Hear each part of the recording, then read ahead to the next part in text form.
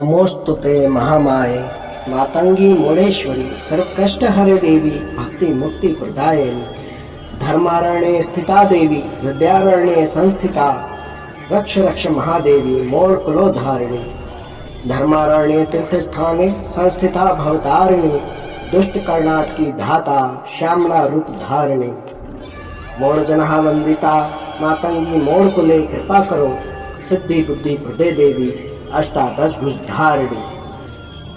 सभी से सविनय निवेदन है, चैनल को सब्सक्राइब करें, शेयर अवश्य करें।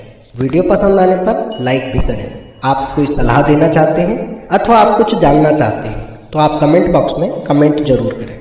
जय मोड़ेश्वरी, बोल बम। जय माता दी। आप सभी को गुप्त नवरात्रि की हार्दिक हार्दिक शुभकामनाएं। और इसी के साथ हम चर्चा कर लेते हैं कि कुछ लोगों के प्रश्न थे कि ध्यान करते करते उनको नींद लग जाती है। चलिए हम विस्तार पूर्वक इसी पर बात कर लेते हैं आज। जब भी आप आसन पर बैठते हैं उबासी आती है, थोड़ी देर बाद जब आप जाप करते करते हो जाती है तो आपको बदन में गर्मी सी महसूस होने लगती है, पेट में गुड़गुड़ सा होने लगता है, कान में खुजली होने लगती है, किसी को आंसू आने लगते हैं, किसी को पसीने की धार लग जाती है। और कुछ लोग ऐसे हैं जो जाप करते समय उन्हें पता ही नहीं चलता कि कब वे गहरी नींद में चले गए। जब वे थोड़ी देर बाद उठते हैं, नींद से जागते हैं, तो उन्हें लगता है कि अरे मेरा तो सब कुछ खत्म हो गया, सब कुछ नष्ट हो गया, मुझे तो नींद लग गई थी, मेरे जाप खंडित हो गए। ऐसे कई भय उनको सताते हैं। देखिए होता यह कि जब आप जाप करते हैं और आप शुरुआती दौर में होते हैं तो आपको उबासी आना, आंसू आना, ये सब तो होता ही है। शरीर में खुजली भी महसूस होती है, कई लोगों को चींटी काटने जैसा लगता है और कई लोगों को मच्छर के काटने जैसा लगता है, कई लोगों को अग्नि सताती है जैसे बदन के चारों तरफ किसी ने आंच लगा दी हो। इस तरह की परेशानी तो होती है, लेकिन जब ये समय धीरे धीरे बढ़ता है, 4 महीने, 6 महीने, 8 महीने होने लगते हैं, तब व्यक्ति को नींद आने लगती है और जाप करते करते उन्हें पता ही नहीं चलता उन्हें कब नींद लगी। उनके हाथ से कई बार माला भी गिर जाती है और ये नींद लगती है। तब इस अवस्था को कहते हैं ध्यान की गहराई में पहुंचना। आप उस समय क्या कर रहे हैं? आप क्या स्वप्न देख रहे हैं या आप वैसे ही सो गए हैं? अब आप अपने व्यवहार पर गौर कीजिए कि क्या आप जिस दिन इस अवस्था को पाते हैं, क्या उस दिन आप भरपूर नींद लिए थे या एक रात आप जागे थे? यदि जागने के कारण आपको नींद आ रही है तो इसमें दोष आपका है और आपको ये देखना है और सुनिश्चित करना है कि हम समय पर नींद लें और पूरी नींद लें ताकि हम जाप के समय जाप को आराम से कर सकें।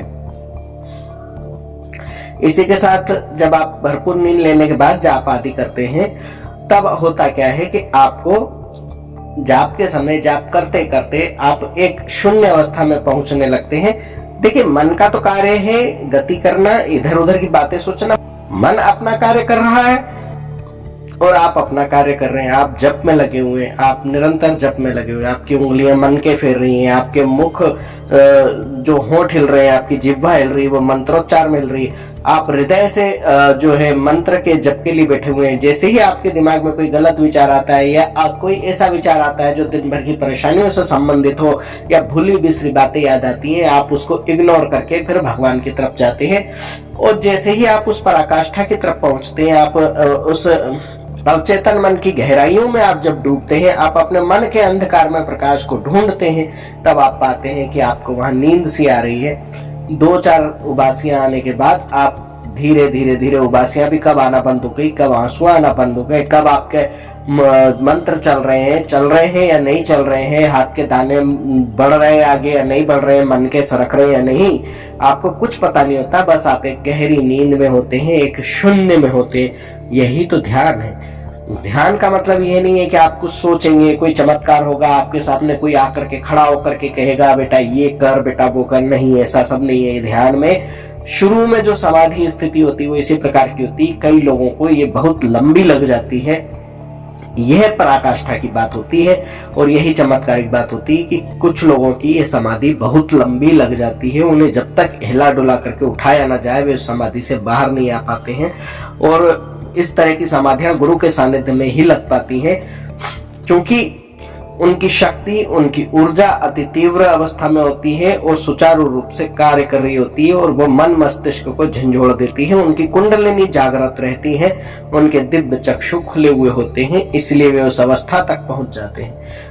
देखिए, आप सामान्य अवस्था में हैं, आपने नया ये सब शुरू किया है, इसलिए आपके मन में प्रश्न आ रहे हैं। यदि आप पुराने साधक होते तो आपके मन में यह प्रश्न आता ही नहीं, आपके पास स्वयं इसका जवाब होता है, क्योंकि आपकी दिव्य दृष्टि खुल गई होती, आपकी आत्मा आपके परमात्मा से मिल गई होती, अपने अंदर ही झांककर हर प्रश्न का उत्तर ढूंढने की कोशिश कर रही होती और कई मामलों में सफल हो गई होती और आपको ये चीजें समझ में आने लगती हैं कि क्या हो रहा है और किस लिए हो रहा है और किस तरह हो रहा है। हमारे शरीर से ही हमें जवाब मिलने लगते हैं।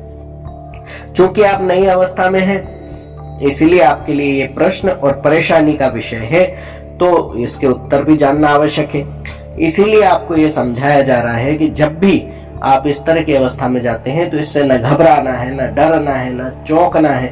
आप अपने कर्म को जिस तरह कर रहे थे, आप जिस जाप को कर रहे थे, आप जिस प्रकार माला फेर रहे थे या कोई चालीसा पढ़ रहे थे या कोई अध्याय पढ़ रहे थे और आप नींद को प्राप्त हो गए या समाधि को प्राप्त हो गए या लघु समाधि इसको कहा जाएगा, आप ध्यान की गहन अवस्था में जब आप पहुंच गए हैं तो आप उससे जब बाहर आते हैं तो आपको घबराना नहीं है, डरना नहीं है। आप ध्यान की अवस्था के पहले जिस कर्म को कर रहे थे उसी को निरंतर आपको करते हुए करना चाहिए। यदि आपको लगता है कि मेरा पाठ अधूरा रह गया था या माला मुझसे कम हो गई है या गलत हो गई है, आप दोबारा कर सकते हैं। दोबारा अर्थात जिस गिनती को आप जहां तक पूरे होशाभास में किया उसके आगे कंटिन्यू अब यहां से कर सकते हैं। ऐसा नहीं है कि आप फिर 1 2 3 करना शुरू करेंगे, नहीं।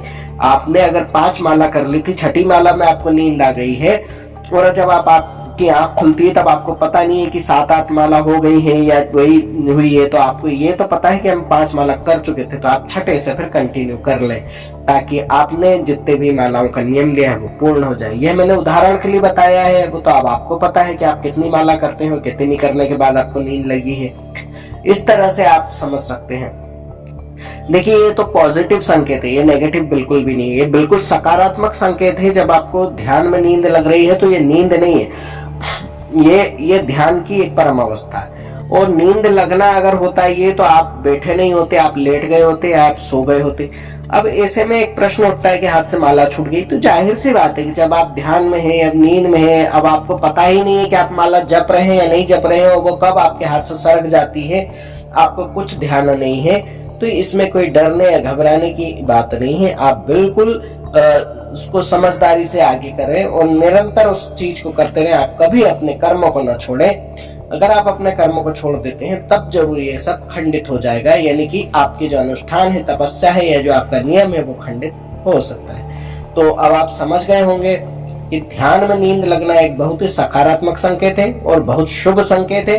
और इससे जो कहते हैं कि ध्यान से हमको मानसिक शांति मिलती है, अवश्य ही इससे मिलती है और आपके शरीर की जो थकान है वो मिट जाती है और आपको बहुत आराम लगता है। तो इसी के साथ जय मौड़ेश्वरी बोल बम।